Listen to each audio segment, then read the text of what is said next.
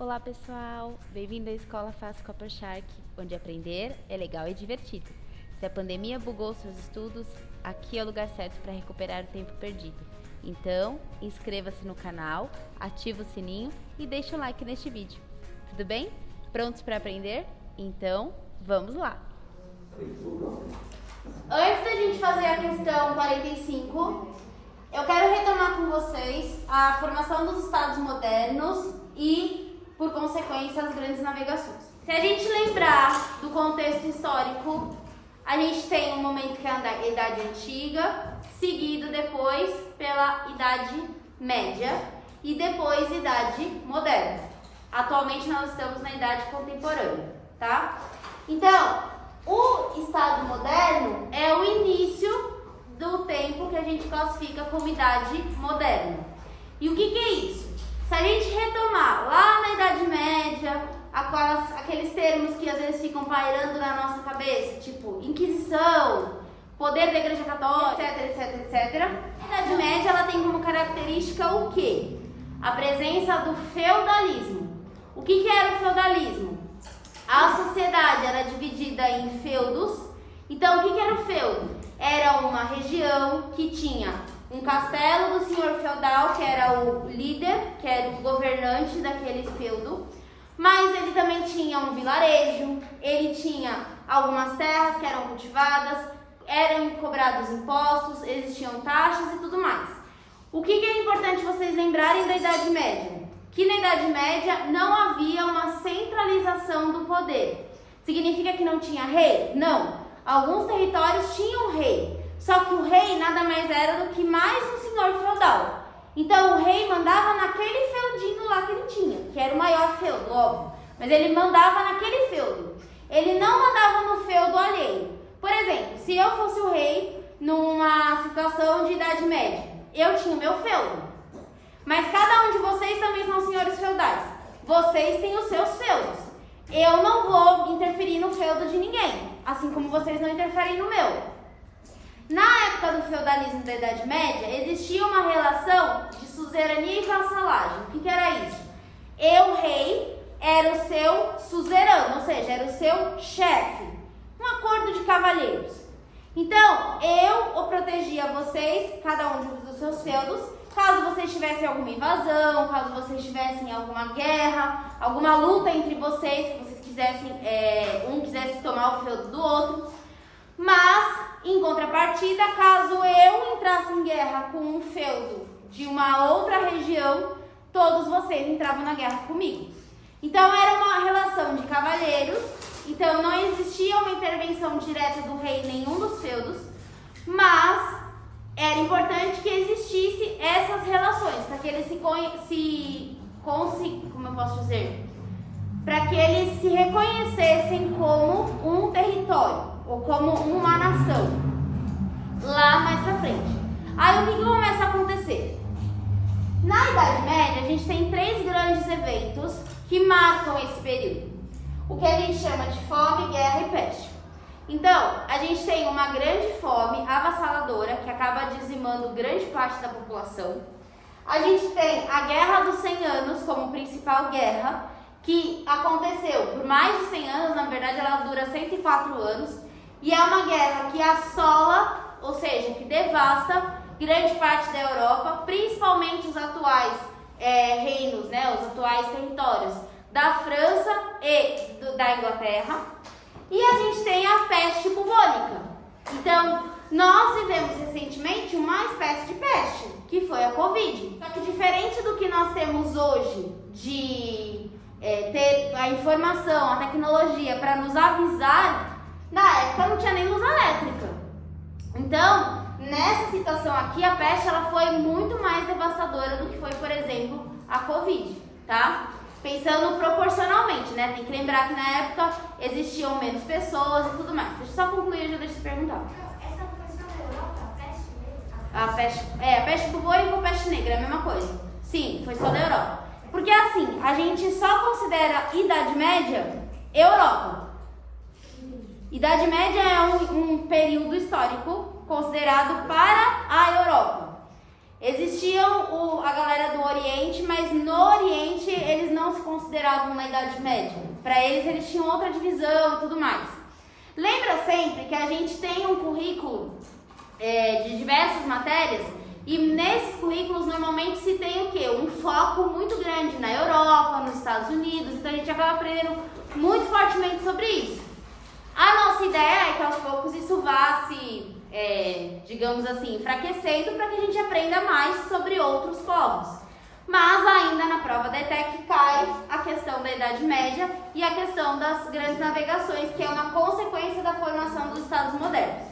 Então, a presença dessas três situações começou a ocasionar muitas invasões e muitas fugas entre os feudos. Então, cada senhor feudal começou a ter seu poder enfraquecido. E aí eles começaram a perceber que melhor do que ter o seu poder garantido num feudo michuruca lá que ele tinha, era melhor ele obedecer ao rei e garantir que aquele território todo ia ser preservado e não seria invadido. Porque os povos que vinham do Oriente, e aí eles chamavam de bárbaros, né? Essa nomenclatura ela vem desde a época da Grécia e de Roma, em que o povo, na verdade acho que é Roma, o povo romano chamava qualquer pessoa que não fosse romana de bárbaro. Era isso, daí que vem o termo invasões bárbaras. Então, não esqueçam que a Idade Média é resultado de Roma, do Império Romano. O que um dia foi o Império Romano se dividiu e formou os feudos, que hoje, atualmente, são os vários países europeus, tá? Então, a gente tem sempre que lembrar dessa linha do tempo. Uma coisa não surge do nada. Uma coisa puxa a outra e vai dando consequência na outra. Beleza, então começou-se a ficar mais garantido que o rei centralizasse o poder daquele território. E aí quando o rei começou a centralizar o poder, ele conseguiu centralizar também os metais, as especiarias, ele começou a centralizar as riquezas na mão dele. E os estados foram formados. Então, Estado Nacional ou Estado Moderno é a mesma coisa que país, tá? Então, aqui surgem os primeiros Estados Nacionais. O primeiro Estado Nacional a se formar foi Portugal. Por isso que Portugal pega a dianteira nas grandes navegações. Porque o que acontece? O rei, vamos imaginar Portugal que foi o primeiro. O rei de Portugal pega, centraliza todo o poder nas mãos dele, consegue organizar o seu reino, estabelecer as fronteiras e estabelecer a economia, assim, se equilibrar. Depois que ele se equilibrou, o que ele quer? Quer aumentar, quer ganhar mais. Então, o que ele faz? Ele começa a investir em ciência e tecnologia para fazer com que as buscas começassem no além-mar, ou seja, nos oceanos.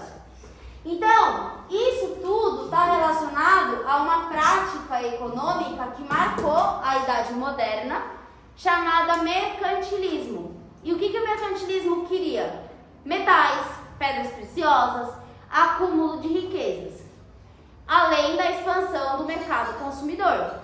Então, quando a gente pensa nas grandes navegações, a gente está pensando nos países que querem o quê? Eles querem mais metais, eles querem mais pedras preciosas, porque na época não tinha dinheiro, não existia o capitalismo, o capital. O que existia era, quanto mais rico é um território, dependendo da quantidade de ouro, de prata, de diamante que ele tem. Então, a riqueza era medida nessas unidades. Não se tinha dólar, euro, real, nada disso. Tá? Não existia dinheiro mesmo. O que existiam eram metais. E esses metais é que mediam a quantidade de riqueza de um país. Obviamente que depois do acúmulo de tantos metais, eles começaram a produzir as primeiras moedas. E aí as moedas tornam-se o dinheiro que a gente vê hoje, tá?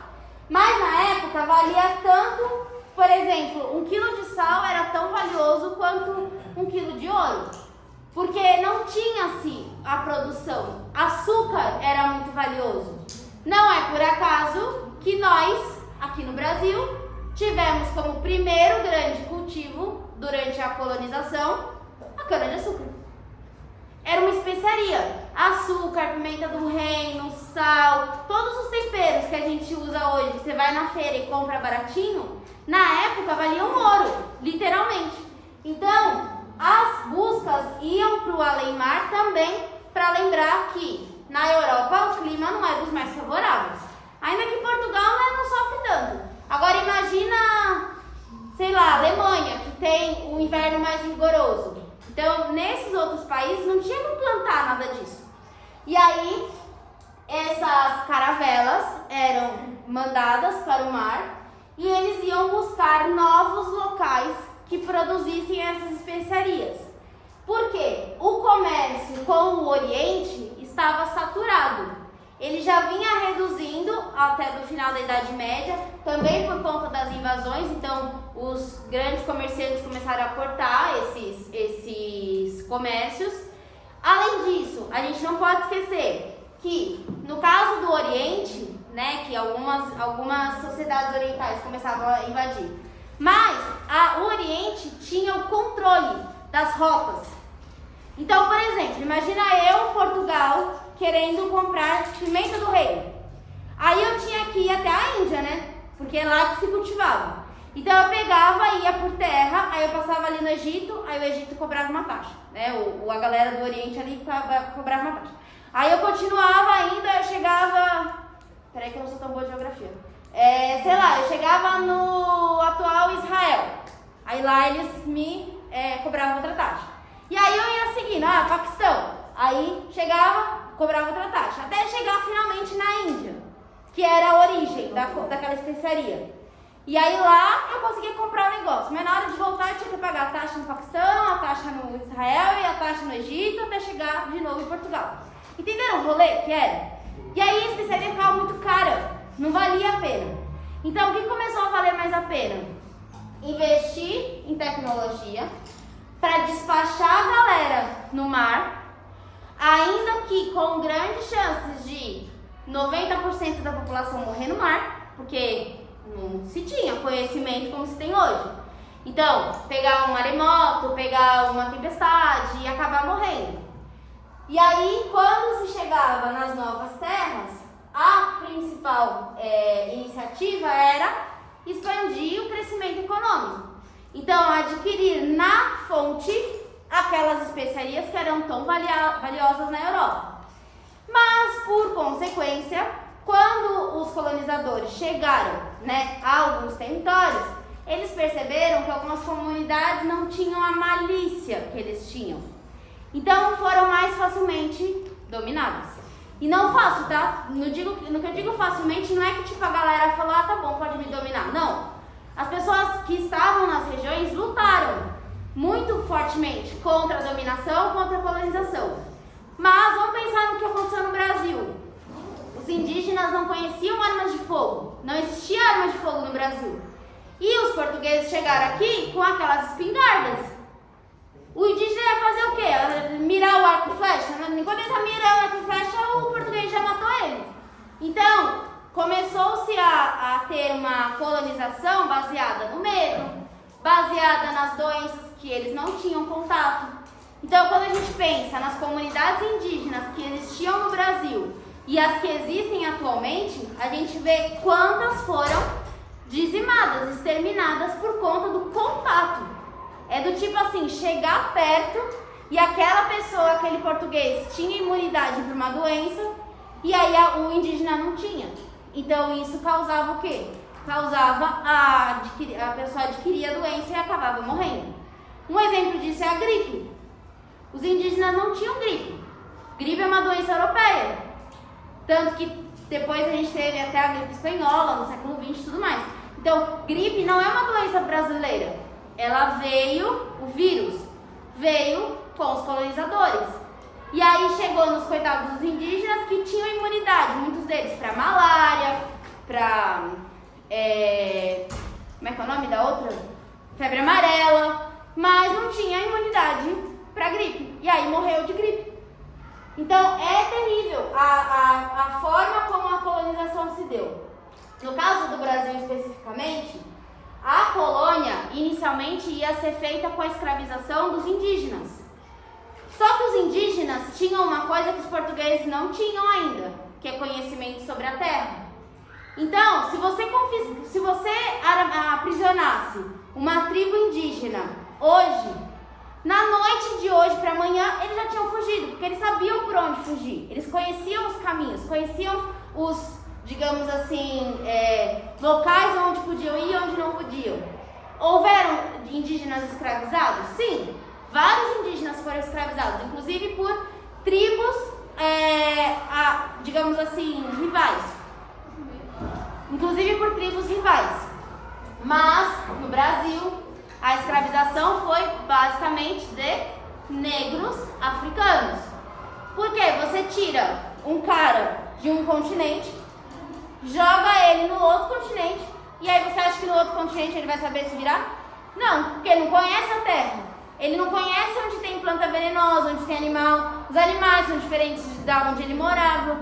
Então ele acaba meio que sendo forçado mesmo a se submeter àquilo, porque ele vai apanhar se ele tentar fugir e não conseguir, ele vai apanhar se ele se rebelar, ele pode morrer se ele se rebelar. Então muitos acabaram aceitando, ainda que sob duras penas, a situação da escravização. Tudo bem? Deu para dar uma revisada nesses contextos, nesses momentos históricos? Então vamos ver rapidinho a questão 45 agora, ó. No início do século XV, os portugueses iniciaram um processo de expansão marítima que se tornou conhecido posteriormente como Grandes Navegações. Esse processo foi resultado de um conjunto de fatores políticos, econômicos e científicos. Lembra que eu falei? Político, formação dos estados modernos. Econômico, o mercantilismo. E científico, o investimento em ciência para que houvesse a construção das grandes embarcações, tá? Que na época eram caravelas. Sobre a ciência e as grandes navegações, é correto afirmar que, letra A, estavam ligadas ao desenvolvimento econômico das comunidades pesqueiras do litoral do Mar Egeu. Não, porque as grandes navegações não têm a ver com pesca. As grandes navegações têm a ver com busca por metais, pedras preciosas e especiarias. Uma consequência das grandes navegações é a colonização, mas ela não era o início, ela não era o alvo. O alvo era chegar à fonte sem intermediários. Só que aí no meio do caminho eles perceberam que era mais vantajoso estabelecer uns postos comerciais. E aí para isso tinha que se colonizar aquele local. B. O desenvolvimento científico era considerado um empecilho para os navegadores, pois estes acreditavam que a Terra era plana. Eu achei que era essa, antes de ler assim. Então, gente, os navegadores nunca acreditaram que a Terra era plana. Porque quando, menos que você for pensar lá nos primeiros, né, primórdios. Mas quando a gente pensa nesse período aqui, eles não achavam que a Terra era plana. Porque eles tinham a experiência de você estar no horizonte e não ver um fim. Se a Terra fosse plana, quando você está no mar, você veria o fim. Tipo, você vê, por mais que você não tenha a capacidade visual, né, tipo de visão, para ver onde está o fim, você veria uma chegada. Entendeu? Agora, se você estiver em qualquer lugar no oceano, principalmente se você estiver no meio, né, do mar, assim, você olha para os lados e só vê mar. Você não consegue ver onde acaba, onde termina. Não tem isso. Então, essa noção de que não há um fim mostra que, na verdade, não é reto. Ele faz curva. Então, ela é redonda. Então a Terra não é plana, tá? Porque uns anos atrás houve uma corrente de pessoas que acreditavam que a Terra era plana, tá? A Terra não é plana, ela é redonda. Na verdade, ela é esférica. Ok? Letra C. As viagens foram favorecidas por invenções, tais como as caravelas, navios rápidos entre aspas, tá? Porque você vai comparar uma caravela com o navio que a gente tem hoje, a caravela fica morrendo lá e o navio vai embora, tá? Na época era um navio rápido. Navios rápidos, versáteis e de fácil manobra que podiam navegar inclusive com ventos contrários. Sim. Vamos ver as outras porque que são erradas. Letra D. Os grandes cientistas do período se afastaram dessa empreitada, pois sob comando da Igreja Católica, dedicaram-se às grandes questões teológicas de sua época. Gente, existe uma vertente da ciência que se chama teologia, mas isso é atual, é recente, e atualmente o que se considera? Ciência é uma coisa, religião é outra. E isso é assim desde o domínio da Igreja Católica ter reduzido. Porque se a gente lembrar, na Idade Média, quem mandava era a Igreja Católica. No feudalismo não tinha o rei, mas todo feudo tinha uma Igreja Católica. Então quem tinha poder na Idade Média era a Igreja Católica.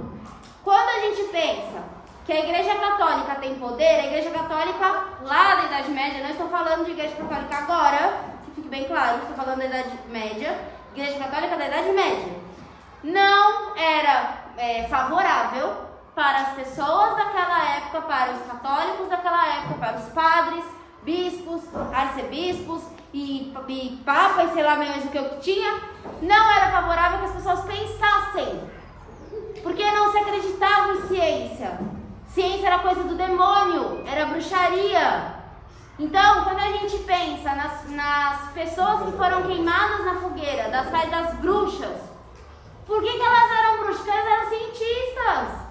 Elas sabiam quais ervas faziam mal, quais não faziam na prática, mexendo, conhecendo. Não era uma coisa do diabo. Só que a ignorância faz as pessoas terem medo. Então, na época da Idade Média, o que a Igreja Católica fazia? Estimulava a ignorância, para que as pessoas não tivessem conhecimento e acreditassem em tudo que eles falassem.